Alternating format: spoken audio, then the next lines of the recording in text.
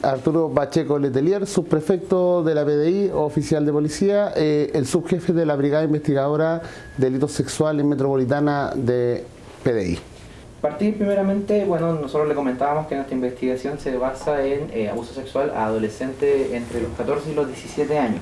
Nosotros queremos saber, como para entrar un poquito en el contexto, cómo es el proceso de investigación sobre delitos de connotación sexual en adolescentes de este rango etario.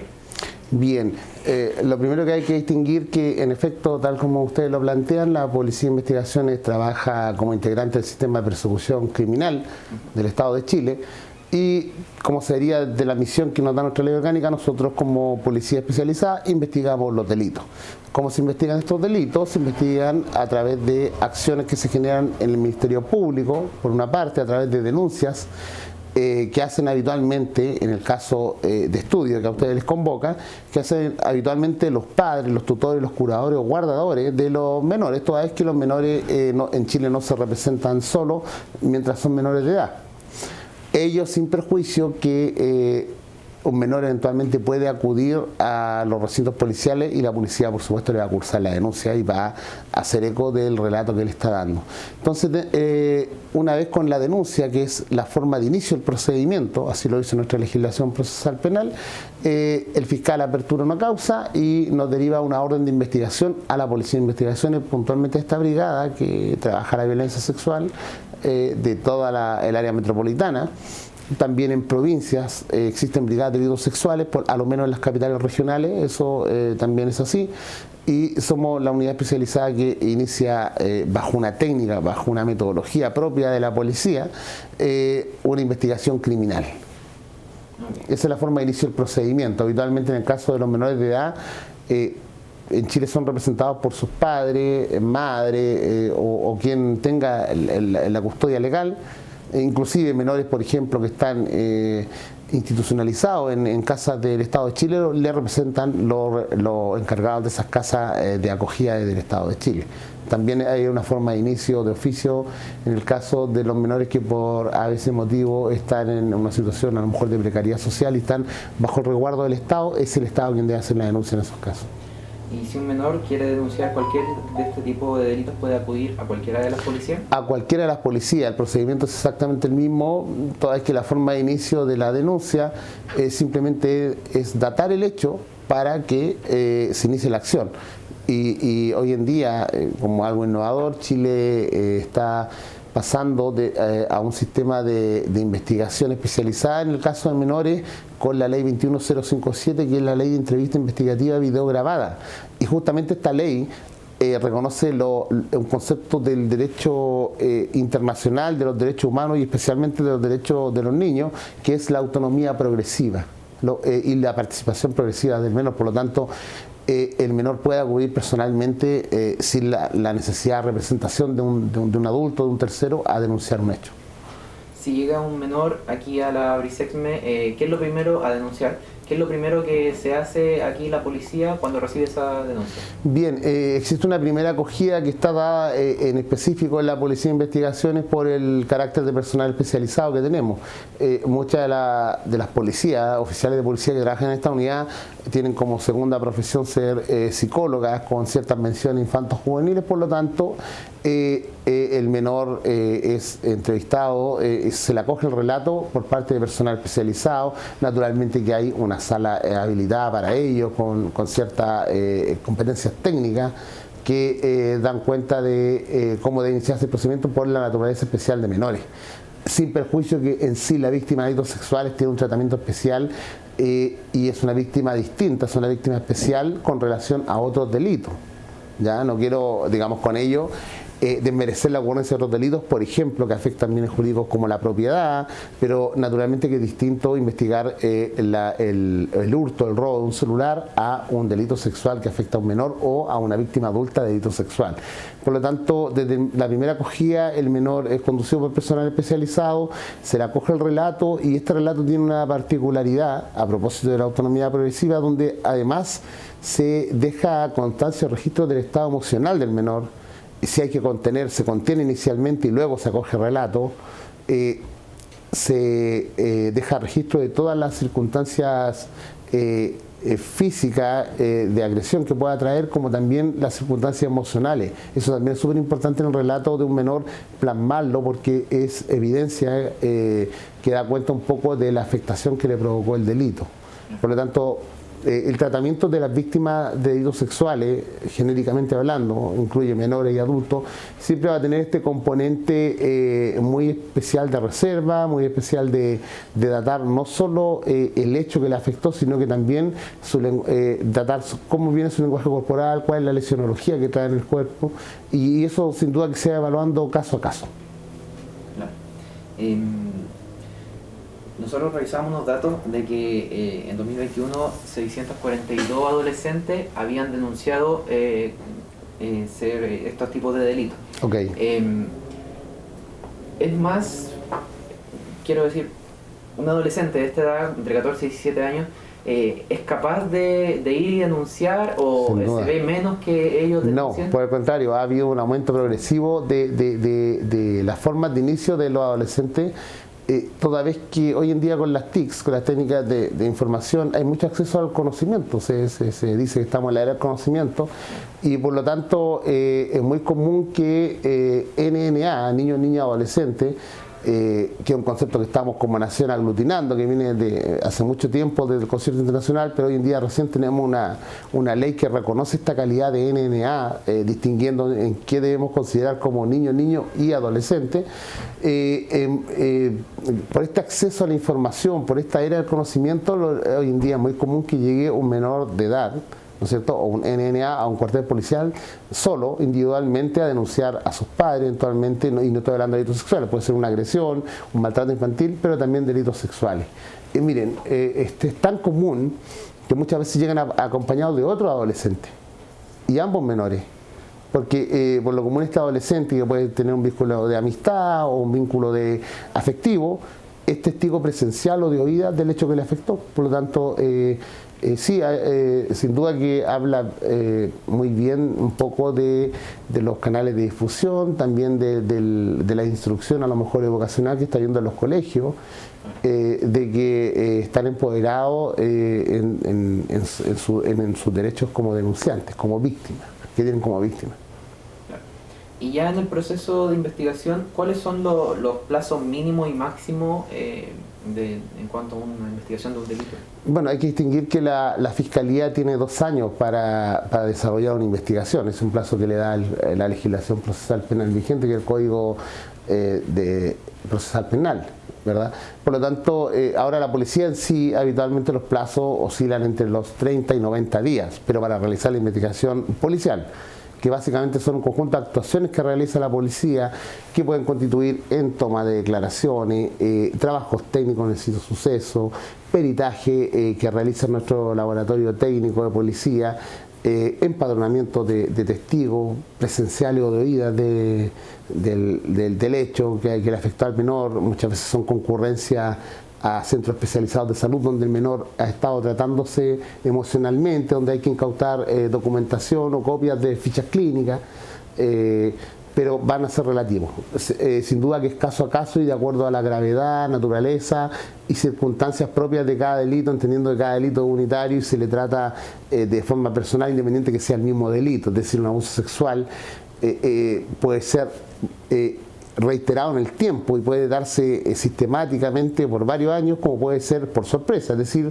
puede un menor ser víctima de un abuso sexual solo hoy en el metro en estos momentos y nunca más lo van a abusar sexualmente. Entonces este delito es bastante oscilante y la forma de comisión y está dado porque habitualmente quien agrede sexualmente a un menor es en la mayoría de los casos una persona del círculo cercano, llámese un pariente, un vecino, alguien que tiene algún tipo de nexo de vínculo. La norma general es esa, la excepción es que sea un desconocido. ¿Y cuáles son las condenas que puede llegar a tener un victimario de estos Bueno, oscilan, básicamente las condenas, todas son penas de crimen, es decir, este tipo de delitos, los delitos sexuales, habitualmente, a diferencia de los delitos que son donde se investigan pérdida de bienes patrimoniales, llegan a cierta salida alternativa, ¿no es cierto? Tienen una solución alternativa al conflicto. Acá no, acá habitualmente las penas oscilan entre los 5 años y un día hacia arriba. Son penas bastante altas y sobre todo en el caso de menores también son circunstancias agravadas. Siempre un delito sexual o de violencia sexual va a ser grave en sí mismo por la conmoción que le causa a la víctima, pero naturalmente que tiene penas mucho más elevadas en la medida en que la víctima es menor. Claro. Usted mencionaba la ley de entrevista video grabada. Sí, 21057. Claro. En cuanto a esto, me imagino que se ha realizado una plantilla, algo de preguntas. ¿Qué cosas o qué temas se les pregunta y qué no se les pregunta a las víctimas? Bueno, a ver, lo que pasa es que la ley 21057, que a contar del mes de octubre de este año que estamos en curso, empieza a regir en la región metropolitana, entendiendo que esta ley viene con una aplicación gradual en otras regiones del país donde ya está funcionando, tiene una metodología internacional. ¿Ya? Tiene una metodología internacional que comienza con el denominado rapport, que es un acercamiento, y en lo personal no podría yo pronunciarme sobre la técnica porque los entrevistadores videograbados tienen una acreditación. De hecho, es una unidad aparte de la policía, no la hacemos nosotros como detectives. Es tan técnico, es tan digamos, profesional esta diligencia de investigación, que existe dentro de la policía un centro de entrevista investigativa videograbada que se dedica a hacer esta entrevista. Entonces ellos tienen toda una pauta técnica validada, reconocida, con gente que está entrenada para ello, que tiene ciertas competencias profesionales y educacionales en el transcurso del tiempo. Es un proceso bastante serio, que tal vez a lo mejor como un apartado yo podría luego de esta entrevista enlazarlo o podrían hacerlo en otra sesión, pero es un mundo totalmente aparte de la entrevista. O sea, la entrevista del menor a contar de octubre de este año, digamos, para ciertos delitos de violencia, que no son solo delitos sexuales, sino que también está contemplado el homicidio, está contemplado el secuestro, que afecta a NNA. Es una técnica, ¿no es cierto?, que está aprobada y validada internacionalmente. De lo cual yo, al no ser entrevistador, creo que sería, digamos, un poco temerario pronunciarme acerca de ello, pero a priori puedo decir que la entrevista investigativa videograbada se trata de una actuación policial y actuación de investigación que se realiza por un centro especializado de la policía. Y no solo de la policía, también la Fiscalía tiene entrevistadores acreditados y la Fundación Amparo y Justicia. Esto es el punto que ustedes acaban de tocar, es sumamente de relevancia porque coloca a Chile en esto de la atención a la víctima, de la victimización secundaria en estándares internacionales de protección y garantía a los niños, niñas y adolescentes. En cuanto nuevamente a los procesos de investigación, ¿qué rol cumplen los testigos en el caso de que lo hayan? ¿Y es lo mismo, funciona de la misma manera que en otros delitos como un robo, un homicidio? Ya. Bien, a ver, los testigos tienen una regulación también procesal penal, existen testigos presenciales, que son quienes se imponen por los sentidos del delito. En este delito es muy difícil encontrar testigos presenciales, a diferencia de otros delitos como el robo, como el homicidio, como las lesiones, donde habitualmente cualquiera de nosotros puede ser testigo si es que presencia en la calle una situación así. Pero en los delitos sexuales, como ocurren en un lugar privado, habitualmente el hechor o el autor se propicia a hacer actos preparatorios, naturalmente que no se comete con testigos. Pero a diferencia de los otros delitos, en los delitos sexuales, y en especial los que afectan a menores, el testigo de oídas es trascendental. Que corresponde al testigo a quien el menor le devela o le cuenta el hecho. Y por lo común esta develación o esta confesión que hace el menor suele darse en estos delitos mucho tiempo después de ocurrido el hecho. Y por lo común ese testigo presencia el llanto, presencia la afectación emocional que tiene el niño. Muchos testigos nuestros son profesionales de la salud mental que realizan posteriormente las terapias de recomposición emocional. y nosotros le tomamos declaraciones a los psicólogos, a psiquiatras, que les toca a veces dar farmacología a las víctimas, por ejemplo. Entonces, en este caso, testigos presenciales son muy escasos. Salvo que el delito ocurra en la vía pública, pero la experiencia, y así lo dice el dato objetivo, la mayoría de estos delitos ocurren de la puerta hacia adentro, o sea, ese es un hecho. Es un hecho, digamos, cierto. Es muy poco común ver un delito sexual en la vía pública como experiencia de vida. Casi todo ocurren dentro de cuatro paredes o el agresor se propicia espacios muy circunscritos, ¿ya? Por lo tanto, nuestros testigos esencialmente son de oídas, son de contexto, pero no dejan de ser menos importantes toda vez que ellos datan el momento histórico en que el menor cuenta el hecho que le afecta. Perdón, quería agregar algo, ¿sí? Se me va. Testigos muy especiales, y es bueno que esto quede zanjado, son por ejemplo los profesores, las personas que trabajan en el plano de la educación, porque es muy común que los niños en esa instancia, en el colegio donde pasan gran parte de las horas del día en año hábil, le cuenten a sus profesores, develen en el colegio. Entonces es muy común que esta policía vaya y adopte procedimientos en recintos, establecimientos educacionales donde el niño acaba de contar, ¿ya? Entonces son testigos, siempre van a ser de oída. Usted mencionaba en cuanto al rol de la Fiscalía que los plazos eran un máximo de 2 años. Es un plazo legal que tienen para investigar. Ya. Y después de eso se cumplen esos 2 años, ya la investigación queda hasta ahí. Queda agotada. Bueno, ahí vienen otras etapas procesales que son propias del derecho penal. El fiscal, ¿no es cierto?, está obligado en el fondo a formalizar a la persona del imputado, ¿verdad? Se inicia la etapa ya que es propiamente en tribunales, que viene la formalización de la investigación, eventualmente la acusación, la audiencia de preparación de juicio oral, y esto debería terminar eventualmente en un juicio oral, ¿ya? En un juicio oral público donde se va a presentar las pruebas propiamente tal. Ahí donde la entrevista videograbada los jueces la van a poder ver, los testigos tendrán que ir a declarar, los peritos que participaron, por ejemplo, doctores del servicio médico legal o psicólogos que participaron en la reparación emocional, también van a dar su versión de los hechos. Vamos los policías también a contar las actuaciones policiales que hicimos. Esos son los pasos, digamos. Indefectiblemente, ante los 2 años, el fiscal formaliza a la persona del inculpado.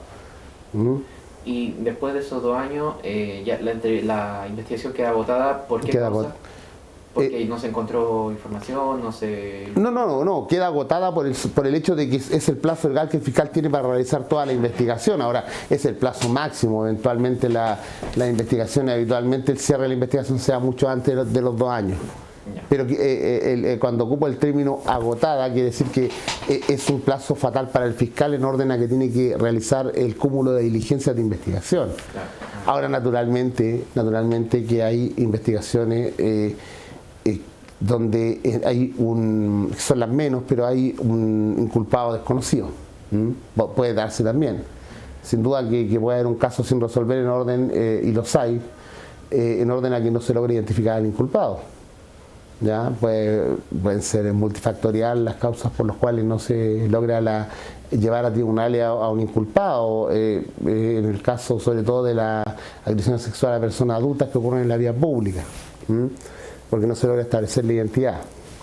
Pero son los menos. O sea, la mayoría de los delitos sexuales, habitualmente la policía y el Ministerio Público procesa al infractor, porque siempre está individualizado.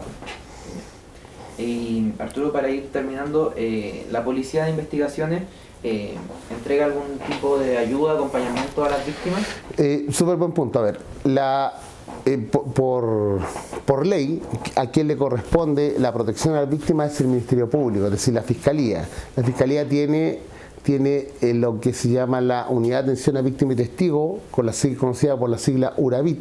Se puede buscar información pública, está en internet, cuál es la función de la URAVIT. Son ellos los encargados de dar apoyo psicológico, legal, social, económico, en caso que la víctima lo demande, ¿ya? Ahora bien, la Policía de Investigaciones también, como una unidad aparte, cuenta con el CABAS, que es el Centro de Atención a Víctimas de Atentados Sexuales.